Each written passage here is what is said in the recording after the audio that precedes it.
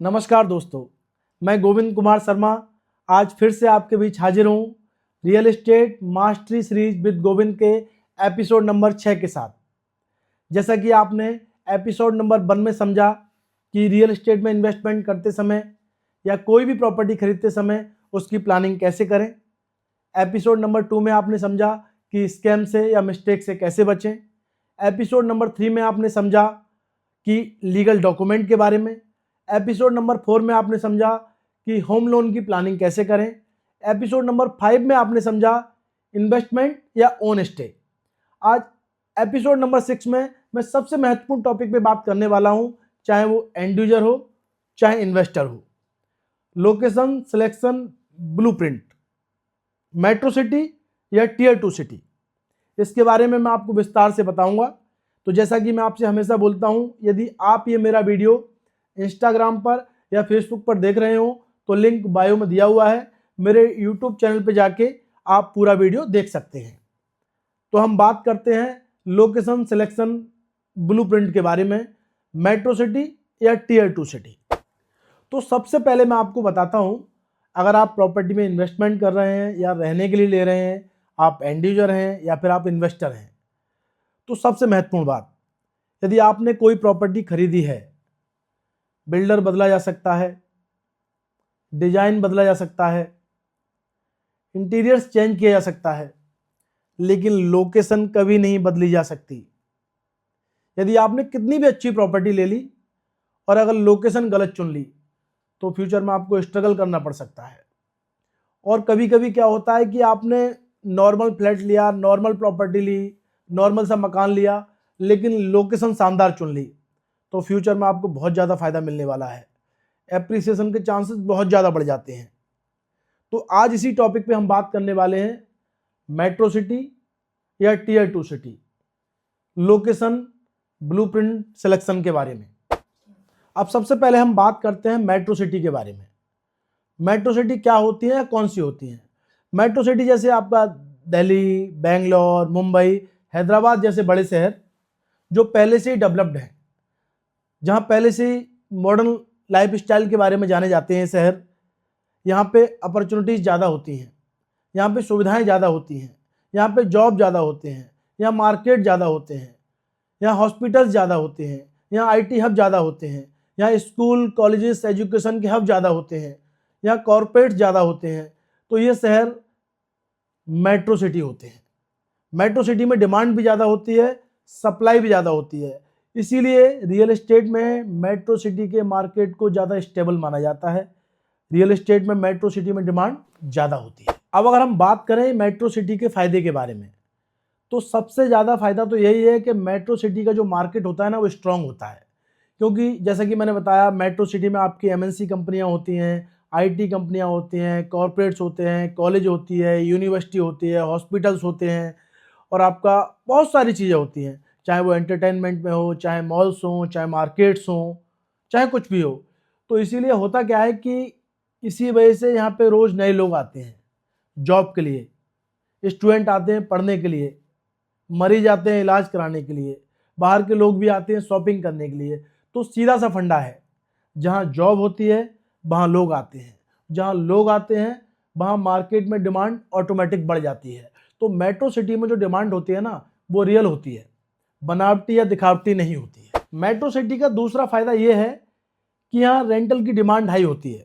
जैसा कि मैंने आपको बताया कि मेट्रो सिटी में इतनी सारी सुविधाएं होती हैं, तो चाहे कोई जॉब करने वाला आए, चाहे स्टूडेंट पढ़ने के लिए आए, चाहे मरीज इलाज कराने के लिए आए, चाहे कोई टूरिस्ट घूमने के लिए आए, चाहे कोई भी आए, तो जब लोग आएंगे तो लोगों को रहने के लिए घर की भी ज़रूरत पड़ेगी, होटल की भी ज़रूरत पड़ेगी, होम स्टे की ज़रूरत भी पड़ेगी, पीजी की ज़रूरत भी पड़ेगी, गेस्ट हाउस की ज़रूरत भी पड़ेगी। तो जब लोग आते हैं तो रेंटल की डिमांड बढ़ जाती है। तो जब आपकी जो प्रॉपर्टी होती है रेंट पे उठती है, तो उससे आपको इनकम भी होती है। तो मेट्रो सिटी में जो रेंटल इनकम होती है वो परमानेंट होती है। तो इसलिए मेट्रो सिटी में रेंटल की डिमांड, रेंटल यील्ड ज़्यादा होती है as compare to tier 2 city. अब तीसरा मेट्रो सिटी का जो फ़ायदा है वो बेटर लिक्विडिटी का है। इसका मतलब ये है कि आपने प्रॉपर्टी तो ले ली, यदि कल को आपको अपना घर बड़ा करना है या फिर ज़रूरत पे, इमरजेंसी पे घर बेचना है, प्रॉपर्टी बेचनी है, तो उसके सेल होने के चांसेस क्या हैं? तो मेट्रो सिटी में आपकी प्रॉपर्टी की रीसेल के चांसेस बढ़ जाते हैं, क्योंकि मेट्रो सिटी का बेस बड़ा होता है, वहाँ लोग ज़्यादा होते हैं, हाई डेंस होता है, तो ज़्यादातर एरिया ऑक्यूपाइड होते हैं, डेवलप्ड होते हैं, तो मार्केट में डिमांड भी होती है। जब डिमांड होती है तो आप अपनी प्रॉपर्टी बेचने जाते हैं तो वो प्रॉपर्टी आसानी से बिक जाती है, क्योंकि जब मार्केट में डिमांड होगी तभी तो सप्लाई होगी। यदि डिमांड ही नहीं है तो आप अपनी प्रॉपर्टी कहाँ बेचेंगे, किसको बेचेंगे? तो आपकी प्रॉपर्टी मेट्रो सिटी में बिकने के थोड़ी चांसेस ज़्यादा होते हैं। चौथा और सबसे बड़ा फायदा मेट्रो सिटी का ये है कि चाहे मॉडर्न एमिनिटीज़ की बात करें, चाहे डेली नीड्स की बात करें, ये as compare to tier 2 city आज के समय में ये मेट्रो सिटी में ज़्यादा है। जैसा कि मैंने पहले ही बताया, चाहे हम अच्छे कॉलेज की बात करें, स्कूल की बात करें, यूनिवर्सिटी की बात करें, हॉस्पिटल की बात करें, मॉल की बात करें, ये सब चीज़ें as compare to others, as compare to tier 2 city, ये मेट्रो सिटी में ज़्यादा है। तो जब भी आदमी रहने के लिए जाता है या फिर कोई काम करने के लिए जाता है तो उसके लिए ये सभी चीज़ें तो ज़रूरी हैं। जब तक ये चीज़ें नहीं होंगी तो जब आदमी रहने की बात करता है उसको लगता है यार डेली नीड्स की चीज़ें तो होनी चाहिए, जहाँ वो मार्केट में जा सके, इलाज करा सके, जॉब कर सके, तो उसके लिए चांसेस मेट्रो सिटी में थोड़े ज़्यादा होते हैं, चाहे अपॉर्चुनिटी के हों, चाहे रहने के हों, चाहे लाइफ स्टाइल के हों। मेट्रो सिटी के जितने फ़ायदे हैं उसके अलावा कुछ नुकसान भी हैं। हर जगह केवल फ़ायदा नहीं होता है। अब मेट्रो सिटी के कुछ नुकसान भी हैं जो आपको समझने होंगे। मेट्रो सिटी में क्या होता है कि मेट्रो सिटी जैसा कि मैंने आपको बताया हाई डेंस होता है, पॉपुलेशन ज़्यादा होती है, डिमांड भी ज़्यादा होती है। डिमांड ज़्यादा होती है तो आप जब भी कोई प्रॉपर्टी खरीदने जाते हैं तो रेट कम नहीं होते, रेट भी वहाँ ज़्यादा होते हैं, प्रॉपर्टी महंगी होती है, आपको कम बजट में छोटा फ्लैट मिलता है, आपको लोकेशन से कंप्रोमाइज़ करना पड़ता है, लग्जरी प्रॉपर्टी लेने जाते हैं तो बहुत ज़्यादा पैसा देना पड़ता है, यानी कि आपकी ज़्यादा कैपिटल ब्लॉक हो जाती है, ईएमआई का प्रेशर भी बढ़ जाता है। तो जो फ़ायदा है वो नुकसान भी है। तो मेट्रो सिटी महंगे होते हैं तो स्वाभाविक है कि प्रॉपर्टी भी महंगी होगी, प्रॉपर्टी महंगी होगी तो स्वाभाविक है जब आपको इन्वेस्टमेंट करने जाएंगे तो ज़्यादा पैसा देना पड़ेगा, और स्वाभाविक है यदि आप ज़्यादा पैसे वाली प्रॉपर्टी खरीदेंगे, अगर आप होम लोन ले रहे हैं तो ईएमआई भी ज़्यादा आएगी, तो ये इसका एक नुकसान भी है। दूसरा ये भी है कि मेट्रो सिटी में जो रिटर्न्स है ना वो स्टेबल होते हैं। ऐसा नहीं है कि आपका तुरंत 2x 3x 5x हो गया, ये बहुत रेयर ही होता है, क्योंकि उसका कारण ये है कि मेट्रो सिटी का जो मार्केट है ना वो मैच्योर होता है, क्योंकि वो पहले से ही डेवलप्ड है, वहाँ डिमांड है, सप्लाई भी हो रही है, तो रेट जो वो धीरे धीरे बढ़ता है, चाहे सेल का रेट हो चाहे रेंटल का रेट हो। तो ओवरनाइट ऐसा कुछ भी नहीं होता, रेयरली किसी प्रोजेक्ट में हो गया कि आपने बहुत अच्छे प्रोजेक्ट में इन्वेस्टमेंट की और बहुत ज़्यादा पैसा बढ़ गया। तो मैच्योर मार्केट होने की वजह से आपका जो रेट है चाहे रेंटल का हो चाहे सेल का हो वो धीरे धीरे बढ़ता है, ओवरनाइट इसमें कुछ भी नहीं होता। अब अगर दूसरी तरफ मैं बात करता हूँ टियर 2 सिटी के बारे में, तो आप पहले समझिए टियर 2 सिटी कौन से हैं या क्या होते हैं। टियर 2 सिटी वो है, जैसे कि मैं आपको उदाहरण के लिए बताऊं, आपका जयपुर हो गया, इंदौर हो गया, लखनऊ हो गया, तो ये टियर 2 सिटी हैं। टियर 2 सिटी में संभावनाएं ज़्यादा होती हैं, लेकिन उसके कुछ नुकसान भी है, फ़ायदे नुकसान हम दोनों पे बात करेंगे। तो सबसे पहले टियर 2 सिटी के बारे में, उसके फ़ायदों के बारे में बात कर लेते हैं। तो टियर 2 सिटी में क्या है कि टियर 2 सिटी वो है जहाँ पे डेवलपमेंट चल रही है या डेवलपमेंट आनी है या डेवलपमेंट प्लानिंग में है। तो गवर्नमेंट आजकल टियर 2 सिटी पे ज़्यादा फोकस कर रही है, क्योंकि जैसा कि मैंने बताया कि मेट्रो सिटी तो पहले से ही बहुत ज़्यादा हाई डेंस हो चुके हैं। तो अभी उनकी प्लानिंग टियर 2 सिटी पे है कि टियर 2 सिटी को डेवलप किया जाए ताकि फ्यूचर की प्लानिंग की जा सके। टियर 2 सिटी भारत में बहुत ज़्यादा हैं, इसीलिए गवर्नमेंट 1 बाई 1 टियर 2 सिटी को टारगेट कर रही है। उनमें नए नए इंफ्रा पे काम हो रहा है, नए नए रोड्स पे काम हो रहा है, नए नए हाईवे पे काम हो रहा है, नए नए इंडस्ट्रियल कॉरिडोर डेवलप किए जा रहे हैं।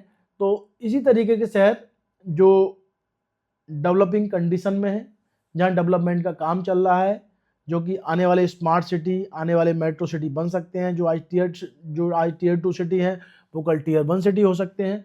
तो उन टियर 2 सिटी के बारे में आपको समझाता हूँ, वो कौन से हैं, उनके फ़ायदे क्या हैं, उनके नुकसान क्या हैं। अब टियर 2 सिटी है उनके बहुत सारे फ़ायदे हैं। सबसे पहला फ़ायदा तो यही है कि जब टियर 2 सिटी में आप एंट्री करते हैं, चाहे अपने लिए ले रहे हो चाहे इन्वेस्टमेंट के लिए ले रहे हो, तो सबसे पहले तो क्या है कि एंट्री प्राइस कम है, आपको कम बजट में बड़ा फ्लैट, बड़ा प्लॉट, बड़ी प्रॉपर्टी मिल जाती है, क्योंकि वहाँ पे ज़्यादातर नए सेक्टर बन रहे हैं, नई सोसाइटी बन रही है, नए अपार्टमेंट बन रहे हैं। आज की डेट में टियर 2 सिटी में स्कीम्स भी ज़्यादा आ रही हैं, चाहे रेजिडेंशियल हो, चाहे कमर्शियल हो, चाहे इंडस्ट्रियल हो, क्योंकि गवर्नमेंट उनके इंफ्रा पे काम कर रही है। इसके बहुत सारे कारण हैं, क्योंकि सबसे पहली बात तो टीयर 2 सिटी में लैंड कॉस्ट कम है, इसीलिए इन्वेस्टर को भी टीयर 2 सिटी की इन्वेस्टमेंट ज़्यादा पसंद आती है। तो टीयर 2 सिटी में आपका एंट्री प्राइस बहुत कम होता है, जो कि मेट्रो सिटी से जस्ट उलट है, क्योंकि मेट्रो सिटी में एंट्री प्राइस बहुत ज़्यादा है, टीयर 2 सिटी में एंट्री प्राइस बहुत कम है। टीयर 2 सिटी का एप्रिसिएशन के चांसेस भी ज़्यादा हैं, क्योंकि उसका कारण ये है कि जब नए सेक्टर बन रहे हैं, नए इंडस्ट्रियल सेक्टर बन रहे हैं और नए कॉलेज के लिए इंस्टीट्यूशनल जोन बन रहे हैं, यूनिवर्सिटी बन रही है, स्कूल बन रहे हैं, नए हाईवे बन रहे हैं, नए रोड्स बन रहे हैं, तो जैसे जैसे वो रोड कनेक्ट करेंगे या जैसे जैसे वो इंफ्रा तैयार होगा, तो जिन सेक्टर्स के बीच में होके, जिन प्रॉपर्टी के बीच में होके, जिन प्रॉपर्टी के पास से निकलेगा, तो उन प्रॉपर्टी के rate as compare to metro city बहुत ज़्यादा बढ़ जाते हैं या बहुत ज़्यादा बढ़ने के चांसेस होते हैं। उसका कारण भी यही है ना कि भाई चाहे कोई इंडस्ट्री लगाने वाला हो, चाहे कोई बड़ी कंपनी लगाने वाला हो, चाहे कोई वेयर हाउस लगाने वाला हो, वो टीयर 2 सिटी को इसलिए प्रेफरेंस दे रहा है कि वहाँ पे लैंड कॉस्ट कम है, वहाँ पे लेबर की कॉस्ट भी कम है और टैलेंट भी आपका सस्ता मिल जाता है। तो हर व्यक्ति को आज की डेट में अपनी चाहे कोई भी कॉस्ट हो, हर आदमी अपनी कॉस्ट को डिडक्शन पे काम कर रहा है ना, तो जहाँ उसकी मिनिमम कॉस्ट में ज़्यादा काम होगा वहीं जाएगा वो। तो टीयर 2 सिटी में एप्रिसिएशन के चांसेस बहुत ज़्यादा है as compare to metro city. तीसरा क्या है कि जो टीयर 2 सिटी है इसमें लॉन्ग टर्म में ग्रोथ है। आज जो टीयर 2 सिटी है बॉस, कल वो टीयर 1 सिटी बन सकता है। तो आज लोग ना महंगी लाइफ से बच के ना टीयर 2 सिटी की तरफ मूव कर रहे हैं, चाहे रहने का मैटर हो, चाहे इन्वेस्टमेंट का मैटर हो। तो टीयर 2 सिटी यदि आप लंबे रेस में इन्वेस्टमेंट करना चाहते हैं, यदि आपका इन्वेस्टमेंट का पर्पज थोड़ा लॉन्ग टर्म में है, तो मैं भी आपको ये सलाह दूंगा कि आप टीयर 2 सिटी को चुन सकते हैं।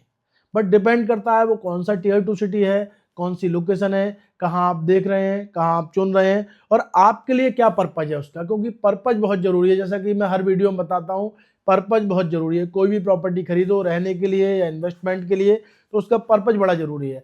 जैसे अगर मुझसे कोई बात की जाए तो मैं टीयर 2 सिटी यदि मुझे चुनना हो, यदि आपसे बात की जाए, यदि आपके किसी फ्रेंड से बात की जाए, तो रिलेटिवली लोग होता क्या है ना, टीयर 2 सिटी वो चुनते हैं जो उनके होम टाउन के पास होता है या उनके गांव के पास होता है या उनके उनका कोई ना कोई रिलेशन होता है उस टीयर 2 सिटी से, ताकि लोग बिना काम के भी, चाहे कोई रिलेशन में शादी हो, चाहे कोई दोस्त के यहाँ फंक्शन हो, चाहे कुछ भी छुट्टी हो या हॉलीडे मनाने जाएँ, अपनी फैमिली के साथ जाएँ, तो उससे कनेक्ट में बने रहते हैं। तो वो टीयर 2 सिटी कौन सा हो सकता है जहाँ आपको इन्वेस्टमेंट करना है, या वो मेट्रो सिटी कौन सा हो सकता है जहाँ आपको इन्वेस्टमेंट करना है, वो पर्पज आप डिसाइड करें। अब जैसे मेट्रो सिटी के फायदे और नुकसान है, उसी तरीके से टीयर 2 सिटी के फायदे भी हैं, कुछ नुकसान भी हैं। यदि मैं बात करूं सबसे पहले नुकसान की, तो एक नुकसान तो ये है कि टीयर 2 सिटी पे क्या है ना, रेंटल डिमांड स्पेसिफिक होती है। जहाँ पे काम है, जहाँ फैक्ट्री है, जहाँ रोजगार है, जहाँ ऑफिस है, रेंटल की डिमांड ज़्यादातर वहीं आसपास में होती है। जिन एरियाओं में विकास नहीं हुआ है, जहाँ पे ऑफिस नहीं है, जहाँ कनेक्टिविटी नहीं है, जहाँ मतलब बहुत सारी सुविधाएं नहीं है, वहाँ पे रेंटल की डिमांड नहीं होती है। तो रेंटल की डिमांड स्पेसिफिक है टीयर 2 सिटी में ज़्यादातर आज भी। जैसे कि मेट्रो सिटी में यदि आपका घर होता है तो मैक्सिमम रेंटल डिमांड हर जगह ही होती है, क्योंकि पॉपुलेशन इतनी है, कनेक्टिविटी ज़्यादा अच्छी है, हर जगह से कनेक्टेड है। तो आदमी को लगता है यार यहाँ 50,000 रुपये में घर मिल रहा है, मुझे थोड़ी दूर पे जाके 25,000 में, 30,000 में, 15,000 में मिल जाएगा, तो उसके लिए वो 10 किलोमीटर दूर भी चला जाता है। लेकिन टीयर 2 सिटी में ऐसा नहीं होता है। टीयर 2 सिटी में जो एरिया डेवलप्ड होते हैं, जहाँ पे सभी सुविधाएं होती हैं, लोग वहीं रहना पसंद करते हैं, क्योंकि पूरा शहर तो डेवलप्ड होता नहीं है। तो सबसे पहला नुकसान तो यही है कि टीयर 2 सिटी में जो रेंटल की डिमांड होती है वो स्पेसिफिक होती है। टीयर 2 सिटी का एक दूसरा नुकसान और भी है, जितना कि मैंने रिसर्च किया है, हर आदमी की अपनी रिसर्च अलग हो सकती है। टीयर 2 सिटी में ना कहीं कहीं तो ग्रोथ बहुत होती है, जहाँ ग्रोथ हो रही है वहाँ ग्रोथ होती चली जा रही है, डेवलपमेंट हो रहा है वहाँ डेवलपमेंट होता चला जा रहा है। लेकिन कुछ एरिया ऐसे हैं जो प्लानिंग में रह जाते हैं, जो 10 साल पहले भी प्लानिंग में थे, आज भी प्लानिंग में ही है, और आगे कब तक प्लानिंग में रहेंगे ये पता नहीं है। तो टीयर 2 सिटी में एक मुद्दा ये बहुत बड़ा है कि आप जहाँ भी इन्वेस्टमेंट कर रहे हैं, जहाँ भी प्रॉपर्टी ले रहे हैं, वहाँ पे आपको पेशेंस बहुत ज़रूरी है और वहाँ पे रिसर्च बड़ा ज़रूरी है। अगर मैं बात करूँ मेट्रो सिटी में और टीयर 2 सिटी में, तो एक बहुत बड़ा अंतर है। चाहे आप बहुत बड़ा बोल सकते हो, चाहे बहुत छोटा बोल सकते हो, डिपेंड कि आप किस शहर में रहते हो या किस शहर को चुन रहे हो, लाइफ स्टाइल का और लाइबिलिटी का। क्योंकि मेट्रो सिटी में लाइफ स्टाइल तो कोई इसमें शक नहीं है कि बहुत अच्छी होती है, क्योंकि आपके मतलब की डेली नीड्स की, एंटरटेन की, स्कूल की, एजुकेशन की सब सुविधाएं आपके आसपास हैं। लेकिन मेट्रो सिटी की जो कॉस्ट ऑफ लिविंग में बहुत महंगी होती है। मेट्रो सिटी की life as compare to tier 2 city stressed होती है। अब लाइफ स्ट्रेस्ड होती है, इसके अलावा यदि मैं बात करूं, जो आज की डेट में मैं सब वीडियो में बात करता हूं, ज़्यादातर लोगों को बताता हूं, मेट्रो सिटी का एयर क्वालिटी इंडेक्स और टीयर 2 सिटी का जो एयर क्वालिटी इंडेक्स होता है, इसमें भी अंतर होता है। ऐसे अगर आप टीयर 2 सिटी की तरफ चले जाओ तो टीयर 2 सिटी में ये as compare to metro city बहुत शांत होता है। यहाँ पॉल्यूशन कम होता है, पॉपुलेशन कम होती है, ट्रैफिक भी कम होता है। यहाँ पे कम बजट में आप अच्छी लाइफ जी सकते हो। तो मेट्रो सिटी के अपने अलग फायदे हैं, टीयर 2 सिटी के अपने अलग फायदे हैं। मेट्रो सिटी की लाइफ स्टाइल अलग है, टीयर 2 सिटी की लाइफ स्टाइल अलग है। जैसा कि कॉस्ट ऑफ लिविंग का एक और कारण है, जैसे मेट्रो सिटी में आप किसी भी सोसाइटी में रहो, वहाँ मेंटेनेंस ज़्यादा होता है, वहाँ खर्चे भी ज़्यादा होते हैं, वहाँ ज़्यादातर चीज़ें एक्सपेंसिव होती हैं। टीयर 2 सिटी में मेंटेनेंस कम होता है, चीज़ें सस्ती होती हैं, लेबर की कॉस्ट भी सस्ती होती है। तो आप मेट्रो सिटी में थोड़ा कम पैसा सेव कर पाते हैं, टीयर 2 सिटी में as compare to metro city ज़्यादा पैसा सेव कर लेते हैं। अगर मैं गवर्नमेंट की पॉलिसी और सिटी प्लानिंग की बात करूं तो मेट्रो सिटी में तो पहले से जगह लिमिटेड है, गवर्नमेंट की प्लानिंग भी इसीलिए लिमिटेड हो पाती है, क्योंकि यदि जगह मौजूद है भी तो उसका रेट इतना ज़्यादा है, तो इसीलिए मेट्रो सिटी का जो ग्रोथ रेट है वो थोड़ा स्लो है, डिपेंड ऑन सिटी।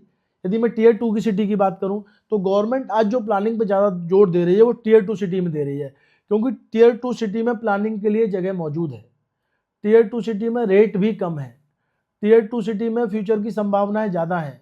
इसीलिए आज की डेट में आप देख रहे होंगे कि ज़्यादातर जो स्कीम आ रही है, गवर्नमेंट की स्कीम्स आ रही हैं, वो टीयर 2 सिटी में ही ज़्यादा आ रही हैं। यदि मैं रिस्क की बात करूँ ना, क्योंकि रिस्क भी समझना बड़ा ज़रूरी है, तो मेट्रो सिटी में जब आप इन्वेस्टमेंट करते हैं तो रिस्क कम है, क्योंकि डिमांड प्रेडिक्टेबल है, वहाँ लोग ज़्यादा रहते हैं तो डिमांड ज़्यादा है। ऐसे टीयर 2 सिटी की मैं बात करूँ तो टीयर 2 सिटी में थोड़ा रिस्क ज़्यादा है, क्योंकि यहाँ लोग कम रहते हैं, डिमांड कम है, लेकिन यहाँ रिटर्न कई बार एज पर प्लानिंग और एज पर लोकेशन आपको मेट्रो सिटी से ज़्यादा मिल जाता है, जैसा कि मैंने आपको पहले ही बताया है। इसके अलावा एक बात और है, मैं जो लोगों को बताता हूँ, लोग कहते हैं यार हमने वहाँ प्लॉट ले लिया, हमारा बिका नहीं, रेट नहीं बढ़े। तो एक बात बहुत समझना बड़ा ज़रूरी है, एक शहर तो वो है जहाँ 1 करोड़ लोग रहते हैं, तो स्वाभाविक है 1 करोड़ लोगों में लेने वाले भी ज़्यादा होंगे, बेचने वाले भी ज़्यादा होंगे। एक शहर वो है जहाँ 1 लाख लोग ही रहते हैं, तो आप इन दोनों शहरों को आपस में कंपेयर नहीं कर सकते। अब 1 लाख लोगों के रहने वाले शहर में कोई बिल्डर आके 10,000 प्लॉट का प्रोजेक्ट लॉन्च कर दे, उसमें 1000 प्लॉट ऐसे हों जो सुपर लग्जरी के लिए हों, बाकी 9,000 आम लोगों के लिए हों, ये डिवाइड कर दे कि इतने इसके लिए, इतने इसके लिए। तो भाई जब जिस शहर में 1 लाख लोग ही रहते हैं, तो सोचो उन 1 लाख लोगों में बढ़िया प्रोजेक्ट में रहने के लिए पेइंग कैपेसिटी वाले लोग कितने होंगे। तो ये भी समझना तो बहुत जरूरी है ना कि किस शहर की कितनी आबादी है। जितनी आबादी होगी उसी के हिसाब से डिमांड होगी, क्योंकि जितनी आबादी होती है उतने सब लोग घर थोड़ी खरीद पाते हैं, उतने सब लोग इन्वेस्टमेंट थोड़ी कर पाते हैं, उतने सब लोग पैसा थोड़ी बचा पाते हैं। उनमें पेइंग कैपेसिटी वाले अलग लोग होते हैं, जो एक ए कैटेगरी के अलग लोग हैं, बी कैटेगरी के अलग लोग हैं, सी कैटेगरी के अलग लोग हैं। ये कैटेगरी कोई लोगों वाइज नहीं है, ये कैटेगरी है सेविंग वाइज। भाई कौन कितना कमाता है, कौन कितना इनकम टैक्स पे करता है, तो पेइंग कैपेसिटी जिनकी होगी वही प्रॉपर्टी ले सकते हैं। तो आपको कोई भी प्रॉपर्टी प्लानिंग करते समय, कोई भी इन्वेस्टमेंट प्लानिंग करते समय, कि आप कौन से टीयर 2 सिटी में इन्वेस्ट कर रहे हैं या फिर कहाँ इन्वेस्ट कर रहे हैं, कौन से शहर में इन्वेस्ट कर रहे हैं, ये भी देखना जरूरी है कि उस शहर की कनेक्टिविटी कैसी है, उस शहर में कितने लोग रहते हैं, उस शहर में रोजगार क्या है, उस शहर में अपॉर्चुनिटी के चांसेस क्या हैं, फ्यूचर की प्लानिंग क्या है, इंफ्रा की प्लानिंग क्या है। ये सब चीज़ें भी इसके अलावा बहुत ज़्यादा जरूरी है। इसीलिए मैं बोलता हूँ जिस तरीके से प्रॉपर्टी खरीदने की स्ट्रेटजी होनी चाहिए, उस तरीके से एग्जिट की भी होनी चाहिए, क्योंकि प्रॉपर्टी आपने आज खरीद तो ली, बेचोगे कब और कैसे। इसीलिए अगर हम कंपेयर करें तो मेट्रो सिटी में एग्जिट थोड़ा आसान होता है, क्योंकि वहाँ पॉपुलेशन भी है, डिमांड के साथ साथ सप्लाई भी है, ज़्यादा लोग रहते हैं तो स्वाभाविक है ज़्यादा खरीदने वाले होंगे। टीयर 2 सिटी में क्या होता है कि डिमांड वहीं होती है जहाँ ज़्यादातर लोग रहते हैं या फिर जहाँ डेवलपमेंट चल रही होती है। तो मेट्रो सिटी में एग्जिट थोड़ा आसान है, टीयर 2 सिटी में as compare to metro city exit थोड़ा मुश्किल है। जैसा कि मैं हमेशा बोलता हूँ कि एंड यूजर घर खरीदता है रहने के लिए और इन्वेस्टर प्रॉपर्टी खरीदता है पैसा बनाने के लिए। तो स्वाभाविक है कि जो मेट्रो सिटी हैं उनमें ज़्यादातर एंड यूजर पैसा लगाते हैं, क्योंकि उनको वहाँ रहना होता है। हर आदमी सुविधाओं के आसपास ही रहना चाहता है, चाहे मैं हूँ, चाहे आप हो, चाहे कोई भी हो, ज़्यादातर। बाकी हर आदमी का अपना अलग अलग ओपिनियन है, लेकिन इन्वेस्टर जो पैसा लगाता है वो पैसा बनाने के लिए लगाता है, उसको पैसे से पैसा बनाना है। तो टियर 2 सिटी उसके लिए अच्छा ऑप्शन हो सकता है। Depend on location, depend on city, depend as per your purpose, वो सब आपको डिसाइड करना है या फिर जैसी सिचुएशन हो। और इसके अलावा ना जो सप्लाई और डिमांड वाली बात मैं बोलता हूँ, तो प्रॉपर्टी के प्राइस जब बढ़ते हैं जब डिमांड ज़्यादा हो, लोग खरीदने वाले ज़्यादा हैं, ऑप्शन कम है।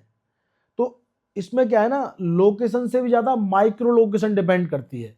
यदि आप मेट्रो सिटी में इन्वेस्ट कर रहे हैं या फिर टियर 2 सिटी में इन्वेस्ट कर रहे हैं, तो माइक्रो लोकेशन बड़ी ज़रूरी है। आपकी जहाँ प्रॉपर्टी है, जहाँ आपका ऑफिस है, जहाँ आपका घर है, जहाँ आपकी फैक्ट्री, जहाँ आपका प्लॉट है, जो भी है, उसकी मेन लोकेशन क्या है, उस लोकेशन से मेन रोड कितनी दूर है, मार्केट कितनी दूर है, मेट्रो कितनी दूर है, रेलवे स्टेशन कितनी दूर है, एयरपोर्ट कितनी दूर है, बिजनेस के जो कॉरिडोर है वे कितनी दूर है। तो ये माइक्रो लोकेशन बड़ा डिपेंड करती है, पूरा खेल माइक्रो लोकेशन का है। जैसा कि मैंने पहले भी बोला है, इसमें इमोशनल एंड प्रैक्टिकल डिसीजन भी होता है लोकेशन में।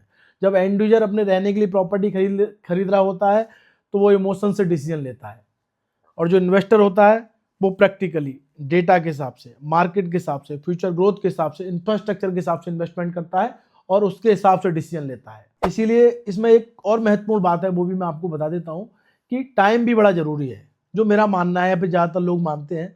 तो यदि आप शॉर्ट टर्म के लिए इन्वेस्टमेंट कर रहे हो तो मुझे लगता है मेट्रो सिटी ज़्यादा बेटर है, 1-2 साल के लिए, 2.5 साल के लिए, 3 साल के लिए। यदि आप लॉन्ग टर्म के लिए कर रहे हो तो एज ए इन्वेस्टर जो लोग, कुछ लोग सोचते हैं या फिर मैं भी सोचता हूँ, तो आप टियर 2 सिटी भी चुन सकते हो। जैसे आप 5 साल, 10 साल, 15 साल के लिए लंबे विजन के लिए यदि इन्वेस्टमेंट कर रहे हो तो टियर 2 सिटी अच्छा ऑप्शन हो सकता है।